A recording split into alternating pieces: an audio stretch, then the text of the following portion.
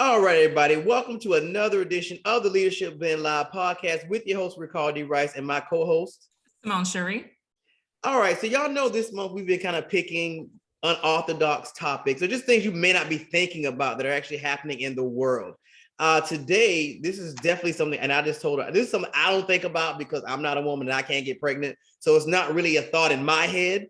But when it was brought to my attention, I was like, this is absolutely something we should be having a conversation about because this is reality for a lot of minority women in particular. So today we are looking at pregnant women in the prison system.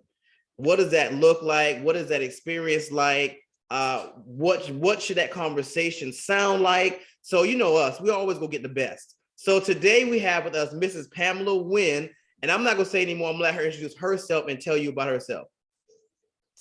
So hello, I am Pamela Winn. I am an activist right out of ATL, Spelman sister. I was a registered nurse. My specialty was women's services. I am now the founder of RestoreHER US America, which is a policy advocacy and reentry organization based here in Atlanta. And that's one of the things I do. It's a lot, but we'll get into all of that. I was about to say, so we being modest out the gate because let's see. You are the FICGN, formerly incarcerated college graduates network, the Founder, Georgia chapter of higher education in prison, board president, Founder, yes. Unlock Minds, a partnership with Spelman, Founder, yes. Forbes 50 over 50 impact leader. Ma'am, yes, we really doing the moderate thing right now. Like, and that was, I just stopped writing. I was like, I'm just gonna stop writing because it's just so much. Like, you are beyond impressive in this field. So normally I would go a different direction, but I kind of want you to tell some of your story because it really is a very interesting story. Okay. So as I said, I'm from ATL. I'm a Grady baby from Zone 3, very proud of it. Zone 3 being, I was born in John Hope Homes, which is not there anymore. It was part of the projects that composed the city of Atlanta. And, you know, we got rid of all of the projects when the Olympics came. So that's where I'm from. But John Hope sat on Spelman Lane. So when I was born, where I was raised at, I used to literally look through the fence at Spelman College. So as a little girl, I always knew that that was where I wanted to be at, and I did end up there. So from that, I am what you call from a typical Southern family, which means that uneducated and low income. So I am a first generation high school graduate, college graduate, and entrepreneur. I own 2 businesses. So my degrees were in nursing. Like I said, I was a registered nurse. My specialty was women's health, maternal, infant, and mortality. And from there, I had 2 businesses. And that's where the problem came in. I didn't, like I said, I explained my environment to you, where I came from. So when I got the businesses, there was like not anybody from where I was from that owned a business. So therefore, I didn't have a mentor. I didn't have anyone to show me, teach me, direct me, guide me. I was pretty much self-taught. I made some poor business decisions that landed me a 78-month federal sentence for white collar crime. During that time, I was pregnant when I was there, when I went in. And basically, when they would take me back and forth to court, they would shackle me. Shackling looked like a chain double wrapped around my belly that was connected to handcuffs on my wrist and handcuffs on my ankles that were connected by a chain between my legs. And handcuffs, like any kind of movement, they automatically start to tighten. And as I would take each walk, they would tighten more on my ankles. This particular day, when I was stepping into the van, they were like literally cutting into my ankles, and it was very painful. I misstepped and I fell. And because of the shackles around my waist to my handcuffs, I could not brace my fall. It was like basically like a tree falling. I just hit the concrete, you know, with no break in the fall. So very hard fall. Basically the officers just kind of scooped me up off the ground and put me on the van, and was like, nobody asked me, was I okay? They didn't take me to medical to check me, none of that. We just kept it going. They put me on the van. We went downtown to court. The next day, I started having some spotting, which led to streaks, which led to some bleeding. For about 2 weeks, I sent in medical requests that went unanswered. Finally, I got an answer back telling me that that was normal with pregnancy. And my response back was, I told them that I had 3 post-secondary degrees in nursing. I am a specialist in women's health. Nothing in my medical education states that this is normal. When I told them that, the next thing I know, they brought me to medical. And the medical director at the time and she was a family physician that was contracting with the facility. They were both Black women. And because I said who I was, they went to look me up and found out that we had mutual colleagues. So out of professional courtesy, they felt necessary out of respect to bring me and speak to me and basically let me know that the facility was built for men. They didn't expect to have a woman, nevertheless, a pregnant woman, and there was nothing that they could do for me. So I was like trying to get clarification. What do you mean nothing? Like, you don't have a Doppler here where you can check heart tones? You don't have an ultrasound machine? What do you mean by nothing? You have a contract with an OB doctor? No, we don't have any contracts with any OBGYNs. Okay, but you do have a Doppler. No, we mean nothing, as in we can't even give you a prenatal vitamin, nothing at all. So what do we do then? So what we did was we sent the request to the marshals to get approval to take me out to be seen. They submitted the request to take me to the ER. Well, what we learned was putting in a request and getting a response back, turnaround time was 4 weeks. So 4 weeks later, we got the okay. So now this has been about 7 weeks ago. And of course, when we got to the ER, they were like, not an emergency. This happened 7 weeks ago. This is not where she should be. And the officers that so after sitting in the lobby, being humiliated because I have all these chains all over me, people are looking at me like, I'm Charles Manson, like I don't killed a bunch of people while I'm all chained up. I'm told that I couldn't be seen. So then we had to go back, do another request, another 4 weeks. I was taken to an obstetrician, and because I had fallen, she needed an ultrasound. She didn't have that in her office, that equipment. So we had to do another request, another 4 weeks. Got the ultrasound, but it was done at the hospital by a medical technician, a radiology technician who does not read ultrasounds. So that meant I needed another appointment to come back for that. So we were talking about another 4 weeks, but in this last 4 weeks, I didn't make it. We locked down at 10 o'clock at night. Once we locked down, I started having some cramping. I thought it was due to me not drinking anything all day because I was dehydrated. And I hadn't drank anything because the water fountain, brown water came out of it. And they gave us this, I guess, looked like Kool-Aid, came in orange, grape, and cherry, but it had this like super sugary taste. And I knew it was not good for my pregnancy, so I wouldn't drink it.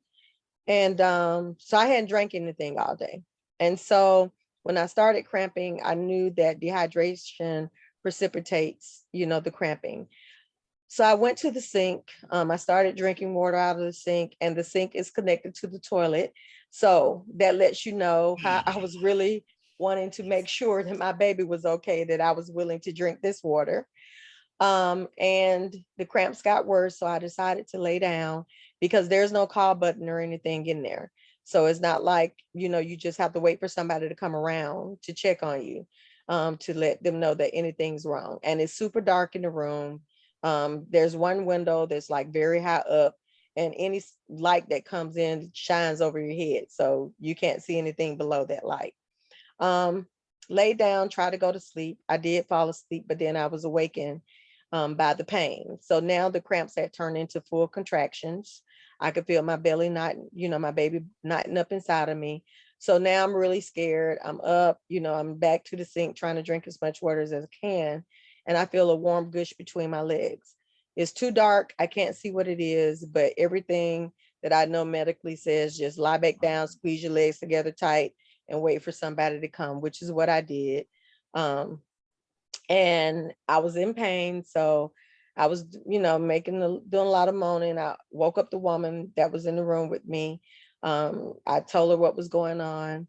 So she began screaming through the door to the other ladies, and I could hear them all screaming and beating on the doors, trying to get somebody's attention. Well, we locked down at 10. It wasn't until after 2 in the morning before anybody ever came. And when they finally came and they opened up the door, the gush that I felt between my legs was blood. There was blood everywhere. So now I'm afraid not only for my baby's life, but for my own life. And the officers and the medical staff were debating back and forth about what to do. Should they call 911? Should they call the marshals? And I was just begging and pleading to please call 911 and get me out of here. So finally they called 911 because my blood pressure kept going down. The bleeding was getting worse.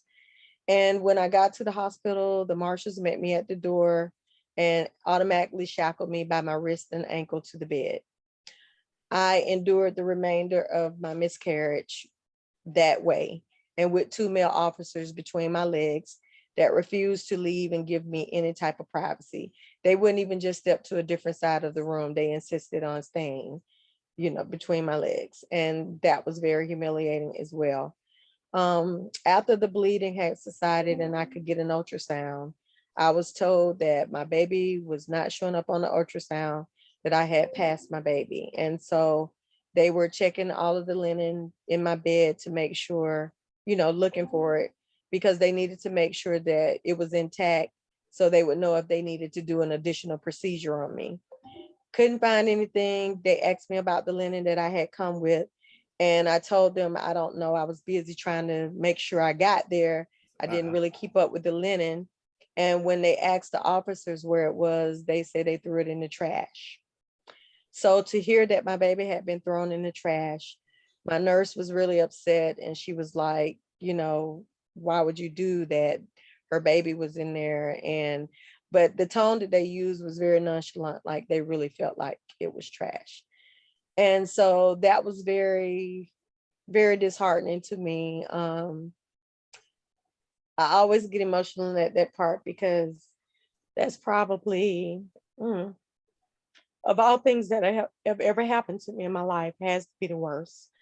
And as many times as I've told this story, I can never get past that part without getting emotional. But after all of that, they placed me in solitary confinement. And so at this point, I was determined that these people were just trying to destroy me. They were trying to take me out. I stayed in solitary confinement for about 8 months or so. And when I came home, I was told there was nothing that I could do about what had happened to me. And so that is the motivation behind the work that I do now. And let me just say, Pamela, because I'm sure that's going to wash over a lot of people really, really slowly. And I know the first time I've heard you tell your story, I had to stop a couple of times. I don't think that people know, and I'd love to know if you think that those guards had the thought at those moments that this would become a national campaign where you not only decided, I'm going to do something about what happened to me, I'm going to make sure that this never happens to anybody again. And I think you are known as the face of the Dignity Act. I've seen people say time and time again, oh, I know that face, I know that face. And partly probably because, Alicia Keys and all these celebrities were like, they hopped on understanding what was going on and did as much as they could to raise awareness. But your personal experience and the brainchild behind this bill not only became federal, but in state after state after state, because I think this went over a lot of people's heads. Do you think at those moments that those people knew, that those guards knew, that they understood what was about to happen? And how do you think it kind of hit them once you made this huge leap and have now changed the lives for women in custody forever? So first, I want to say thank you, Ricardo, for what you said about this never comes to your mind, being a man. And that's a big part of the problem. People are not aware. And it's not just men. I've had a lot of women say to me that they didn't have a clue that, pregnant women were in prisons and this is what they go through. Yeah. As far as those guards go, no, they didn't have a clue. The way they conducted themselves is like this was just daily, normal, their job. This is what they do on a normal basis. routine treatment of incarcerated folks. That's how they carried themselves.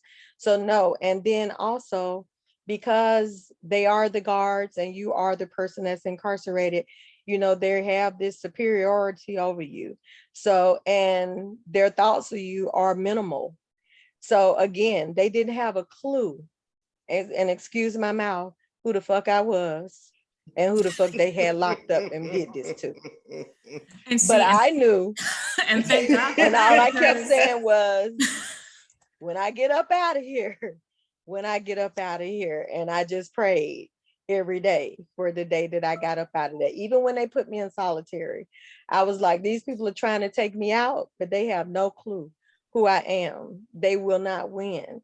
And that was always my attitude. And I just maintained that until I was able to get out. And like I said, even when I got out, people were like, oh, sorry that happened to you, but it's nothing you can do about it. And I was like, nah, not going for that, not accepting that. There's something I can do. And, so for me, I began researching different organizations. I began talking with other folks that had went through it, met with women that had changed the laws in their states around this. So prior to Dignity, New York, Massachusetts, Illinois, they were like the first states to ban shackling. And so I ended up meeting those ladies and they educated me on what they did in their states. Okay, so before we move any further, let me frame this because Yes. we're moving, but let me frame this. So what time frame are we talking about? Like what years are we talking about? Like 19, what This was time frame? 2008 when this happened to me. Oh. And then I came home in 2013. Okay, so when So you as get far home, as any kind of lawsuit or anything, I was beyond the statute of limitations. Yeah. So that's okay. because that was my first stop. Normally that's not my thinking process, but I was like, for Yeah. this, oh man, I'd have gone after everybody, but Everybody. Like, for example, right now on the news yesterday, you may have saw the young lady in Clayton County that kind of went through something similar. She was having contractions. She was telling them that she was having contractions, and I guess they didn't believe her or whatever, and they just held her in the infirmary. She ended up having her baby there 13 hours later, and then that's when they wanted to get her up out of there, and her baby ended up dying, and now she's suing Clayton County. And that's usually what happens. Correctional officers are not trained medical people, so they don't know. They can't recognize if you're really having a problem, or if you're having contractions, or if you're in active labor. They don't know, and most times they don't want to hear you, and they're not going to listen to you, and they don't believe you. And so that's why we end up hearing these stories that we hear.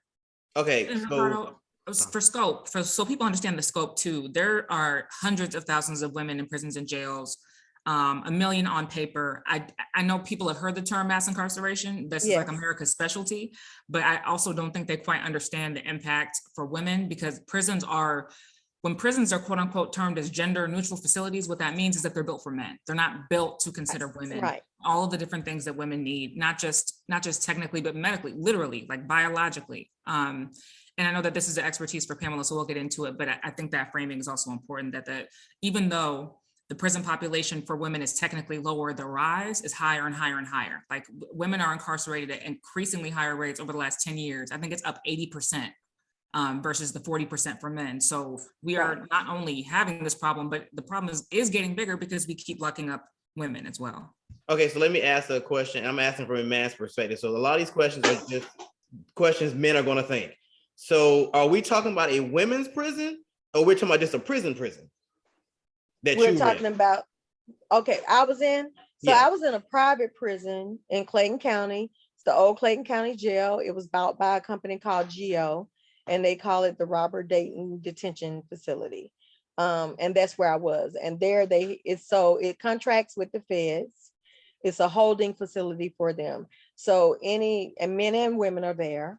So any person that has a federal case that has not been sentenced yet, or has been sentenced and waiting to be designated to the federal facility that they'll be serving their time, is housed there. Okay, so had you gone to, so you never really technically went to like a women's prison. It was more like Yeah, a holding. after, so during this time, I had just been arrested. I was going back and forth to court. I had not been convicted or sentenced yet. So once all of that happened, then I was sent to Coleman, Florida, to a women's camp. And this women's camp was the one that had nothing there for women. No, the holding facility where I was at had nothing there for women. Okay. Now when you get to the federal facility, of course, they have contracts with, the proper, professional folks. But the issue with that is you're in rural areas.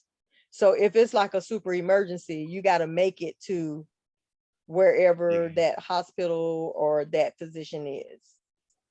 So Oh. that's why I say it doesn't matter what facility, you're in, whether it's strictly for women or if it's a co-ed facility.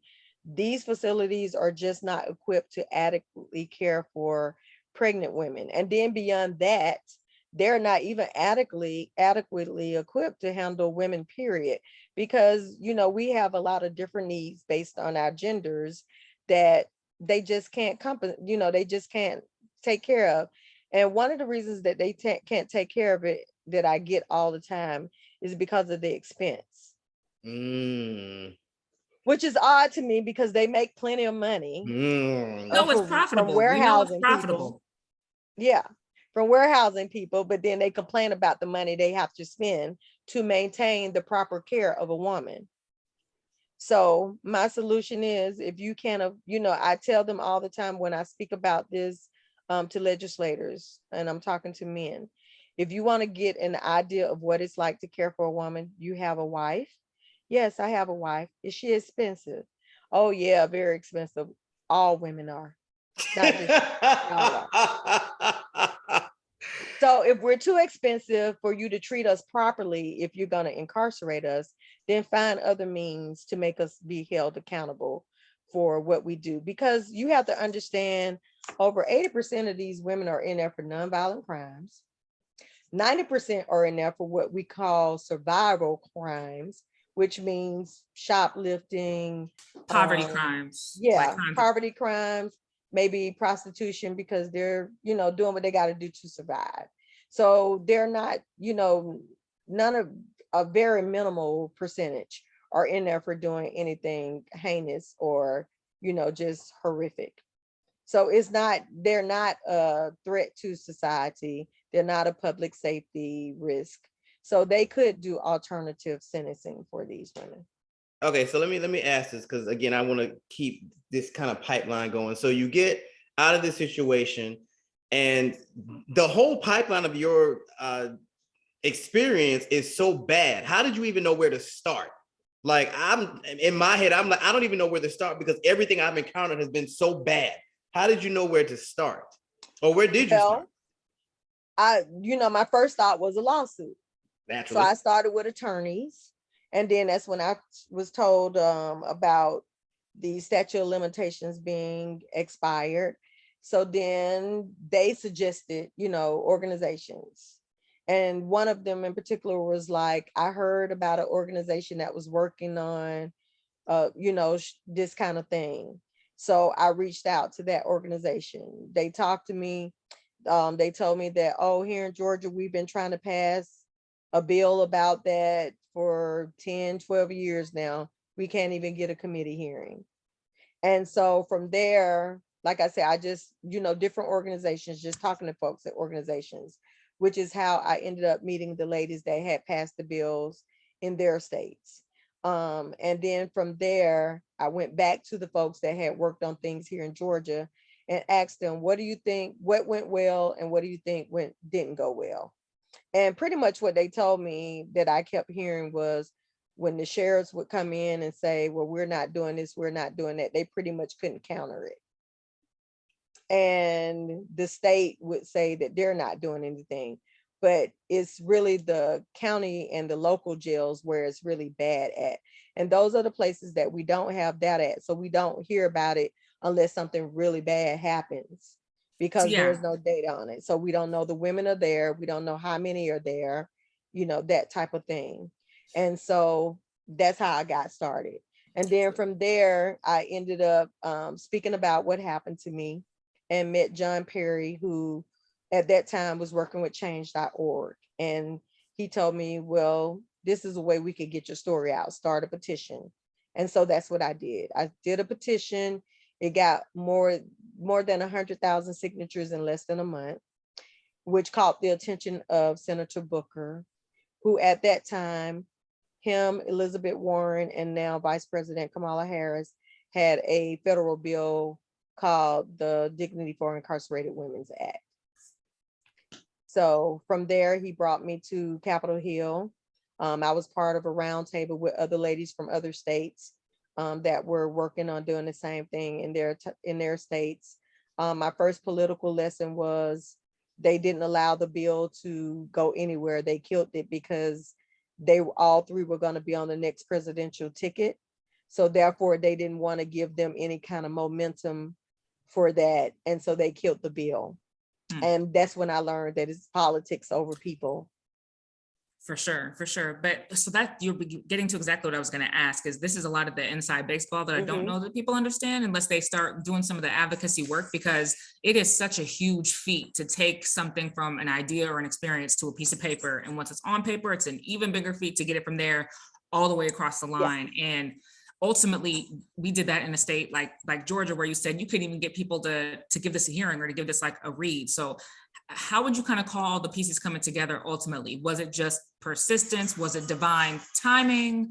Was it a combination of do you think the right amount of attention? Like how eventually did it come to fruition that it passed?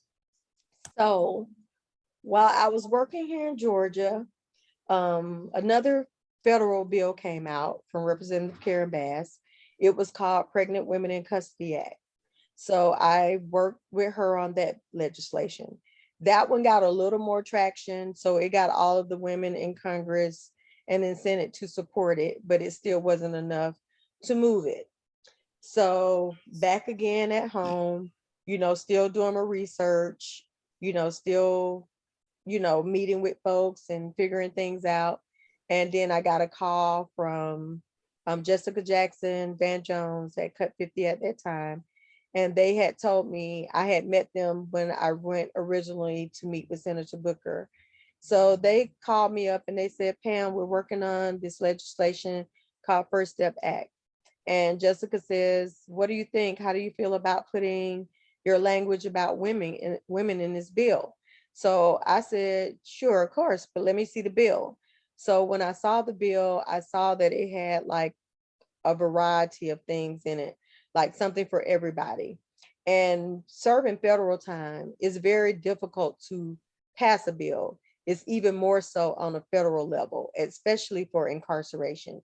I remember being incarcerated in 2010 and they passed the crack cocaine disparity bill, but they only pertain to people that had that charge.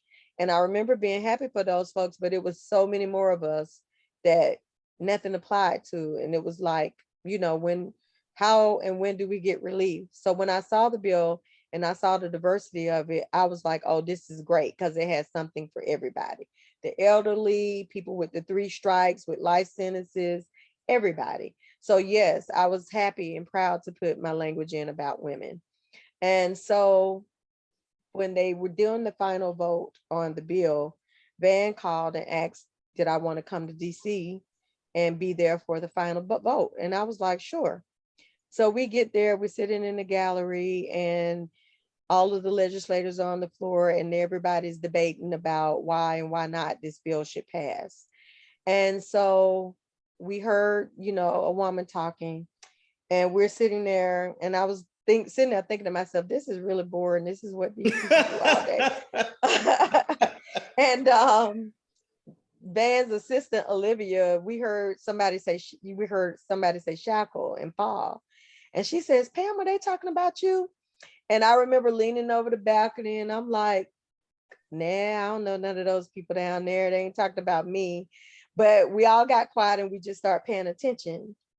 But they were talking about me. It was Representative Karen Bass. She was telling my story on the floor, on the House floor. And she told it as if I had met her personally and told her what had happened to me. Wow. She had every detail, and she told it with the same passion that I would have told it.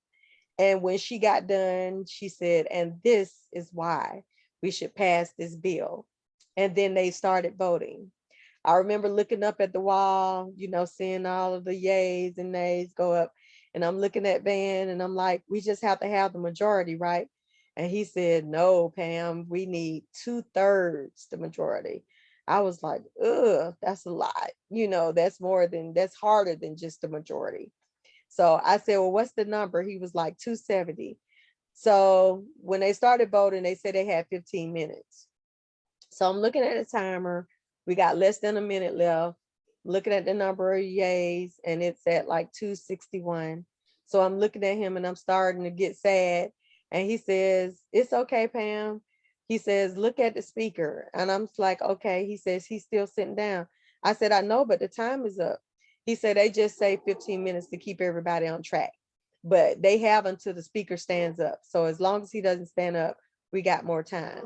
So now I feel like I was at a tennis match. I'm going back and forth, looking at him, looking at the wall, looking at him, looking at the wall. And then it got to 270. And I looked back at him. He was still sitting down. I looked at Van.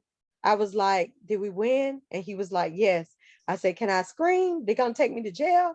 He was like, you can do whatever you want to do. You got a gang full of lawyers in here with you.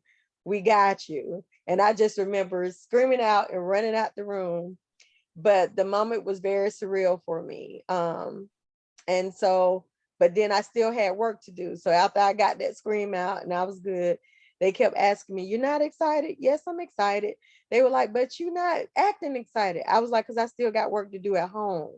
I said, this was cool because I was in federal prison, but Georgia is my home and I need to, and that's where it happened to me at. So I got to go back home and take care of the business at home. So I came back home. We started session. So this was December 2018. So January 19, we started session. I had been working with Representative David Dreyer. We had, we wrote this complete bill. I had got emails from all the ladies inside about what they wanted, what they needed. We put all of that in the bill. The bill was HB 475, very comprehensive bill. So then I was told, well, we got to get some Republican support because that was one of the things that they had never had, which is why the bill didn't go anywhere. So Representative Dreyer invited me to the biennial. So the biennial is a conference that's held at UGA at the beginning of every new session. So our legislative session is every 2 years, which is why it's called the biennial. And during this conference, so like freshman legislators are basically taught or orientated on how session works and, the do's and don'ts and all of that thing. So they're all down there for this. It's kind of like a retreat. And then you have a bunch of lobbyists and folks that are promoting, whatever they want to see passed during the session. So I went to this and I had decided that because I know that I have a medical background, we take a oath for a code of ethics. So I decided that in order to get a Republican, it had to be somebody with a medical background that would be able to relate to what I'm talking about. So I went through the list of all the Republicans and everyone that had a medical background. I wrote their names down and I looked for them. Good plan. At the biennial. I introduced myself. The first one I met was Kirkpatrick. She's a doctor and she told me she would support me. The second one that I met was Chairwoman Sharon Cooper. And she said to me, not only will I support you, I'm going to carry this bill. And she said to me, you know why the other bills didn't pass? Because they didn't have a Republican on them. They were Democrat. So she's like, we're going to get this passed because I'm going to take it. And she said, it's going to come to my committee. And she says, and I dare anybody to not vote for this bill. I love it. And I said, okay. I didn't know her from a can of paint, but that's what she said to me. And I said, okay.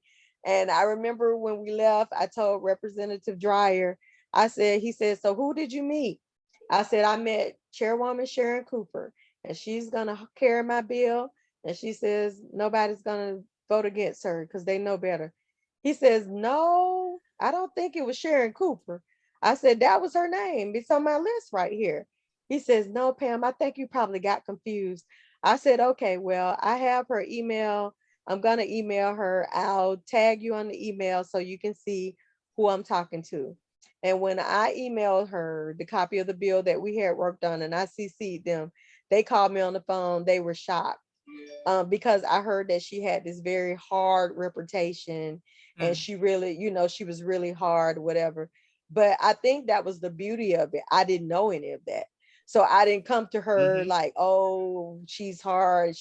I had no preconceived notions, nothing about her. And I just spoke to her like I would anybody else. And, she was like, you're a nurse? And I was like, yep. So we talked about all of that stuff. And then I told her what happened and she was like, oh no. So I think my ignorance is what really helped me because, I didn't know who she was. Or your boldness, because you didn't feel the need to say, okay, well, who might be friendly to me, or who might like this, and you didn't worry about whether or not they would like this. And the strategy of somebody who knows your field, knows your background, and won't have a problem with just getting it. I think that's so powerful. Two other things I want to make sure we get to, though, like the first one being the fact that you haven't stopped with dignity and with the banning of shackling. You've got another bill as well. I want you to talk about this new bill. Tell people the title of it, what it's for, and just kind of how you're continuing that work. Okay, wait. Before you answer that, because we got time. Before you answer that, because this is very interesting to me. Like I'm trying to formulate all my stuff because I was and that's never good. I want you to get out whatever you need because it's important for men to understand this so they get it. Okay, so when you started the battle versus the time that you were incarcerated, what has changed already? So like, what are some of the things that changed in that span of time? So it's been 3 years, and in 3 years, the bill that I worked with Chairwoman Sharon Cooper, which was HB 345 here in Georgia, that bans shackling and solitary confinement of incarcerated pregnant women. It has a number of other things in the bills, but those are the main two, components of the bill. I have influenced the passing of that bill in 19 states, the most recent being Mississippi and North Carolina. Currently, Alabama is the only southern state that has not passed it, but it is currently in session in this session. And I just got a text from Representative Hollis, who is sponsoring the bill there in Alabama, telling me that she will be presenting the bill Tuesday in committee. Come on, God, do it again. Yes, so I'm happy. So that's good news while I've been talking to y'all. So that's what's changed. It's changed on the federal level. The last time I checked with the numbers, I was told that I have changed the lives for over 30,000 women in the United States that these bills have affected. So that's what it's done. Wow. And I don't even think Chairwoman Sharon Cooper understands what we did. I don't think she does. I was talking to her today. And I'm like, because I told her, I say, well, we're going to be in Atlanta Magazine in the March issue. She's like, no, what are we in for? What are we doing? I said, for the work that we do, but she doesn't have a clue. So I usually try to send her stuff and keep her, updated on what's going on. But, as they say, Georgia is where civil rights was birthed. So as Georgia goes, everybody else goes. So that's why it's always critical for me to do stuff at home, because I know if I can make it happen here at home, then it can happen anywhere. Okay. All right. I think I'm good. Okay. Now you can answer Simone's question. I just wanted to get that out and. Cool. So the new bill. So when we passed the Dignity Act, I knew in my heart that they were not going to implement it. And to be honest with you, I was counting on them not implementing it. I was hoping. All right, hold on. Sorry to cut you off. What was in this dignity bill? Because it's like, what was some of the things that for people who don't know? No shackling, no solitary confinement, no male officers viewing women unclothed, no squatting and coughing, no men officers doing strip searches or cavity searches, no cavity searches, period, unless you're a doctor or medical professional. Those are the type things that are in the bill, things to keep women safe. It was a state bill or like a federal bill? Yeah, that's in the state bill. Okay. It's also the same stuff in the federal bill as well, because I Okay. use the same language in the federal bill as well. So those are the type things that are in the bill. And like I say, I knew they wouldn't, and I was hoping that they wouldn't. And the reason that I hoped that they would not is because in my mind, I wanted the women out, but I felt like that was too much to say in the first go round. I was like, let's just get this, because I know they're not going to do it, and I'm hoping they're not. And then I can come back with a second ask.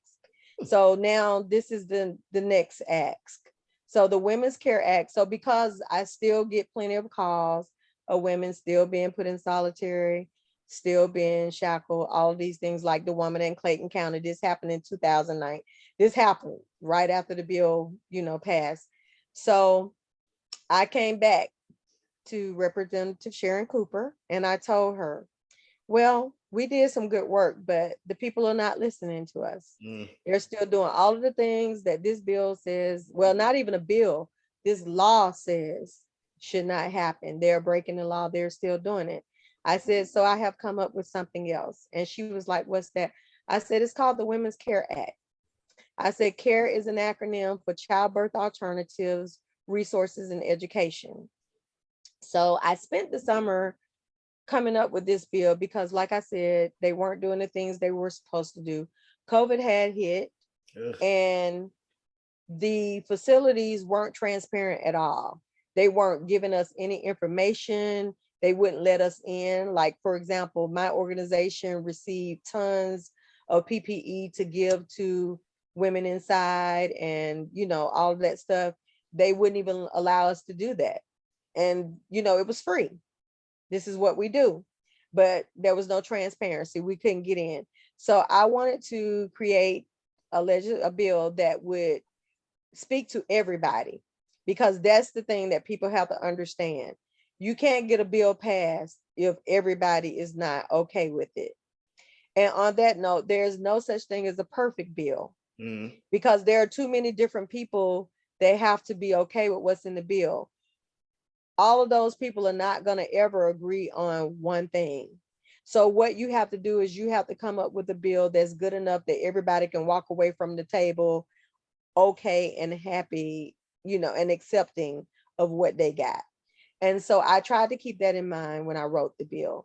So for organizations and to allow us some kind of transparency, I put the resources and education part in there, which means that these women will be able to partner with nonprofit organizations to get resources and education that they need. So if they're coming to us to get these things, then that means that these facilities and these institutions have to allow us in. They have to work with us because we have to be able to provide these services. For the women, so what the bill does, let me speak that first. So the Women's Care Act will, if a woman is arrested and does not bond out in 72 hours, she is given a pregnancy test. And if that pregnancy test is positive, she is allowed to bond out, no questions asked. And after that, if she is convicted and sentenced to serve time, her sentence is deferred 6 weeks postpartum. So after she goes back for her 6-week postpartum check and she's okay, then she can go in to serve her time. So as far as public safety and being held accountable, she's doing that. She's not going to get away with anything. She's still going to serve whatever that time is. We're just going to defer it until she's cleared medically, from having her baby, and she can come in and serve her time healthy and not have to worry about any medical issues and not being seen about. Because they don't have the ability to provide it anyway. Right. Pamela, can I just interrupt you to ask you how hard was that case to make? Because we were talking about this in 2018, 2019, when these when the heartbeat bill passed. And we were just talking about how, you know, unborn life is so important to Georgia, right? And babies' lives are so precious to Georgia and to all these other states.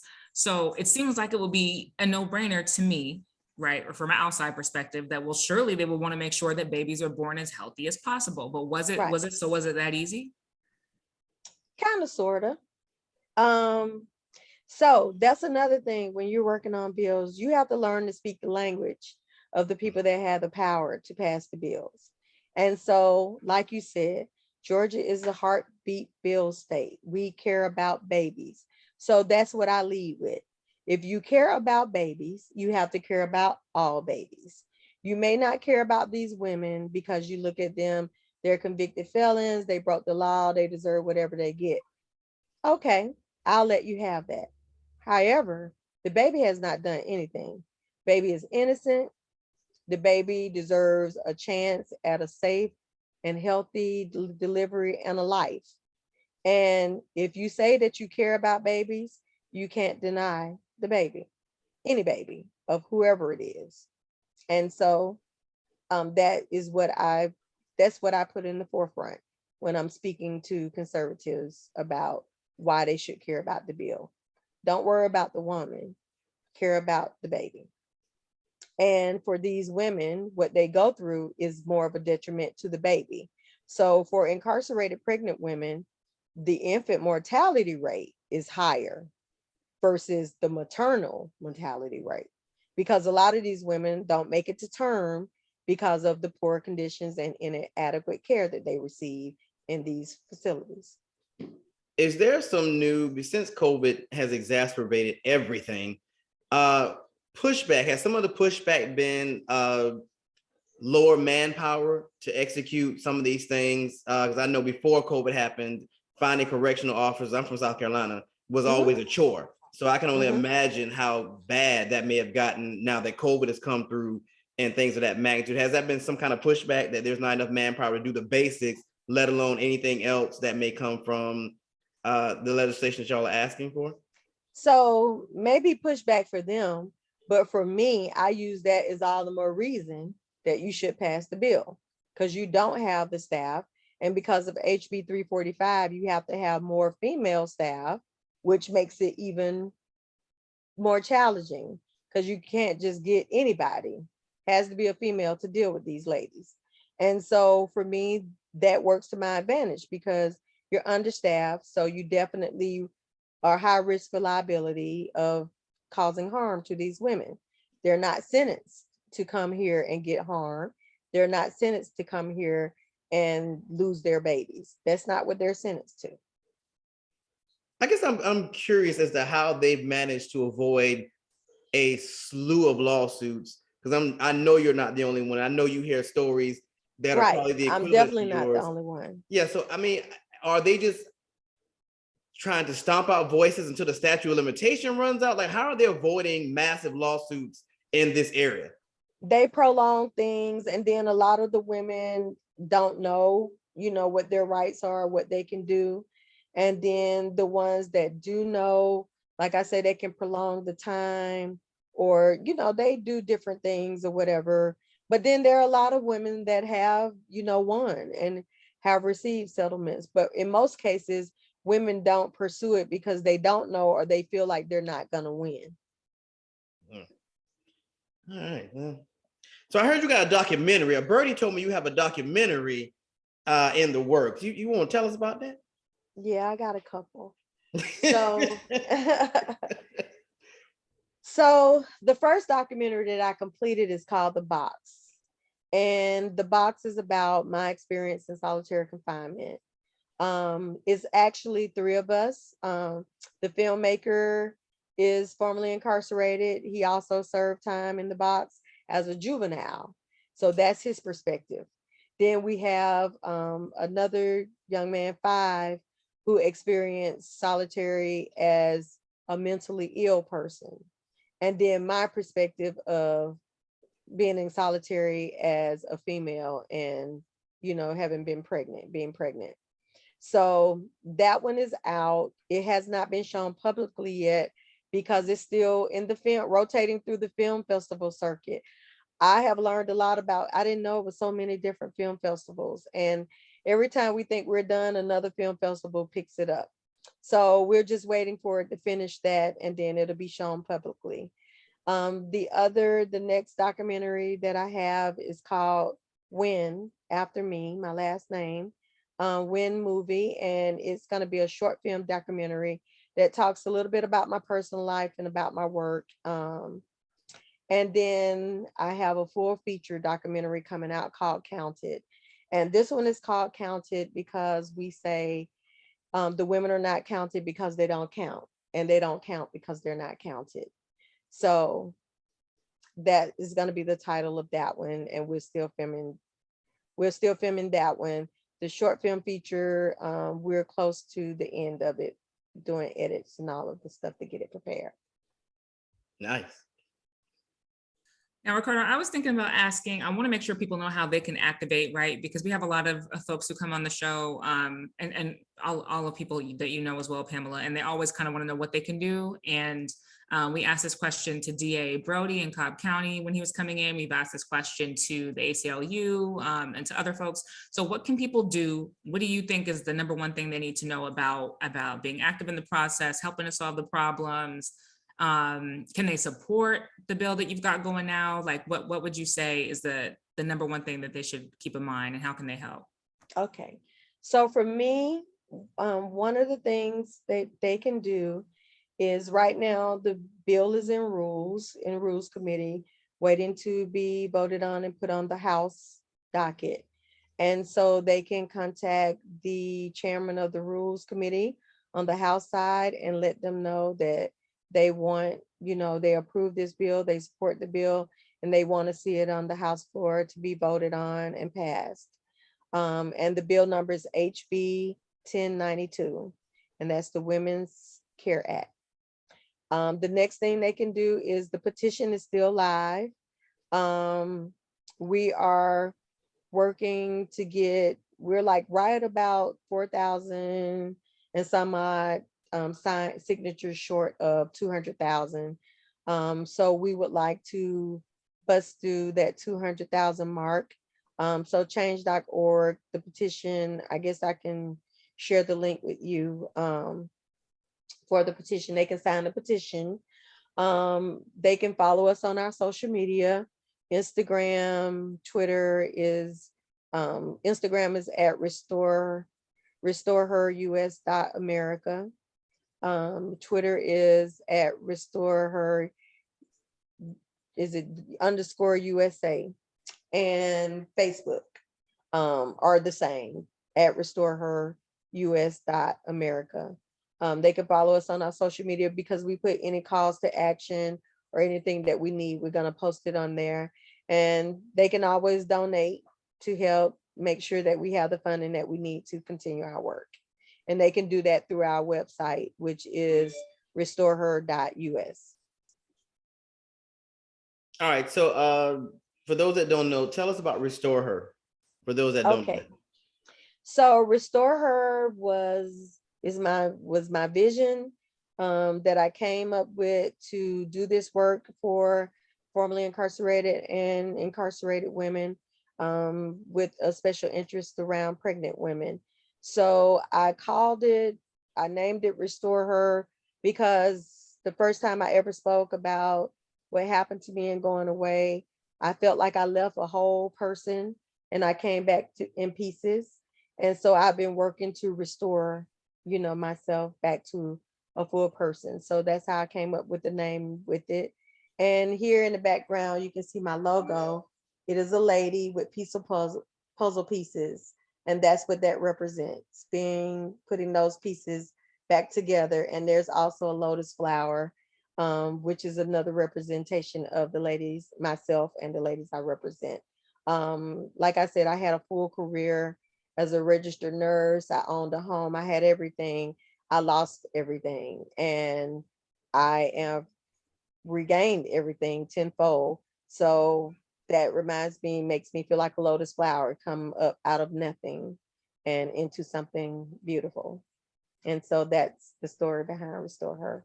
So we were born June 2018 So we're 3.5 years right now, coming up on our fourth year. But we've been able to get a lot of things accomplished in a small amount of time. I have one more question. Mhm. So the narrative has changed to really revolve around mental health. Right. What has that journey been like for you? Like, did you have to go through a lot? Because I can only imagine, having this happen, then being thrown in solitaire with only your thoughts. I'm sure we're running 1,000 miles a minute every day. Yeah. So what has that journey been like for you? And like, what are you seeing in women that have experienced what you've experienced? So coming home, the first thing I had to do, and I say this all the time, I don't care if you come home and you had all kind of support and you come home, your family's there, you got a home, you got a job, you got everything. Mentally, you still have to take that time to get yourself right mentally, because although I am a person, I'm an organizer, I'm a planner. And for me, I thought I had everything planned out for when I get home, how I'm going to respond, how I'm going to do this, what I'm going to do first, what I'm going to do next. But no matter how much planning you do, there are going to be a number of things that are going to come up that you didn't expect, and that you didn't plan for, and you have to be prepared for them. So for me, yeah, I mean, mentally, I'm still not 100%. I do see a therapist, to help me deal with things. I have dealt with a lot of my shame and guilt for leaving, because what I didn't touch on was when I left, I also had two sons that were 14 and 16, that were 19 and 21 when I came back home, that I didn't see the entire time that I was gone. And they were basically, and I didn't have support. So they were basically out here taking care of themselves. So to come home and have to get to re-know them and reestablish, because we were very close, reestablishing that relationship and getting to know them as young men. They're not little boys anymore. That was very challenging. Also, again, the shame and guilt I felt, because when I came home, there were a lot of things that I felt like as young men, they should have known. I know they would have known had I been home, because I would have taught them those things, but they didn't know. Like financial literacy and, things that are important in life. They didn't know those things. It was still, they were 19 and 21 in age, but it was still like they were 14 and 16 mentally. So I spent, a lot of time with them, trying to get them to be where I felt like they were prepared to be young men and be on their own, because they weren't ready when I came home. They were not ready, not even close. So those were not things that I calculated, in my planning, because in my mind, I was like, oh, they're 19 and 21. They're going to be able to help me, get everything back together. We're going to work, like a team. There's going to be no time. But that wasn't the case. I didn't expect to come home to all of the stuff that I came home with. And not only that, just your friends, you don't take into account that your friends may act a little standoffish and whatever with you. And, that's a hurting feeling. And, you have to adjust to that and, build a rapport with them. And then of course, strangers, people in the general public, when you're applying for jobs and when you're trying to do things and they know you got a background, how they treat you and all of that. So it's a lot mentally. It's a lot mentally. And I suggest to everybody, I tell everybody, I don't care how well you have planned and whatever resources you coming home to, when you get home, the first thing you need to do is take that time for yourself to mentally get yourself right. And if that means getting, some help, some therapy, then you get that. Absolutely no shame in that whatsoever. No, because it's a real help for me, especially when I'm getting overwhelmed. I don't have a problem with picking up the phone and saying, Shelly, do you have time for me? Because, it's hard trying to figure all that stuff out on your own and weaving through those. And, for me, you don't want to make another bad decision, so if you got help and somebody that can help you with that, then you want to take it. And that's another thing, ask for help, you're not going to be able to do everything on your own when you get home. Mhm. You're going to need help. Mhm. So if there's anybody that's willing to help you, let them do it. Before we leave, I'd be remiss to say Pam and I have connected about that a lot, and just trying to work on different types of things in the state of Georgia. And outside of that, I've run so many things past Pamela, especially as a person with the background myself. We've talked about that a lot. We've talked about everything that you go through when it comes to just trying to navigate so much, being more than your past and being more than your worst moments. And one thing that didn't get mentioned too, not only is Pamela a business owner and entrepreneur, but she's also a mentor to a lot of people who run the gamut of race, people who run the gamut of backgrounds and of ages, because you do so much incredible work. And you've also got a team of women working with you, and also women that you're helping. So I think it's just a testament to the fact that women are such cornerstones in our homes and in our families, in our communities. When women go away, a domino effect. Everything breaks down. Inevitable. Mm-hmm. And that's why I think it's important that we have alternative sentencing for women. And the other thing that's different about women, when we come home, like when men come home, they get a grace period. They get time to get themselves together. When women come home, it's like, here go your baby, here go your stuff, you know, girl, get this and go on at it. And you don't get that breather. You come home running. Like I said, my sons were 19 and 21, but I came home having to see about my sons along with trying to get, you know, myself together. So it's a lot. It's really a lot. All right. But the one thing I want to say to all the women, I am blessed that I do have a team of ladies, and they always make me feel some kind of way when we're on the team meetings and they talk about how they all came to be working with me. They all came to be working with me because like Sophia heard me speak somewhere, and after I got done, she wanted to be a part of what I was doing. She was a freshman at Spelman, and she was in a social justice fellow. And so she's going now, she's graduated now. So she's been with me throughout her whole entire college education. And now she's getting ready to go to law school. And she's decided that she wants to be an attorney for RestoreHER. So, you know, that's a big thing for me. Some of the other women, you know, when I went inside with Spelman, we had the program and they met me there and I worked with them there, and they come home and they want to, you know, work with me on the outside.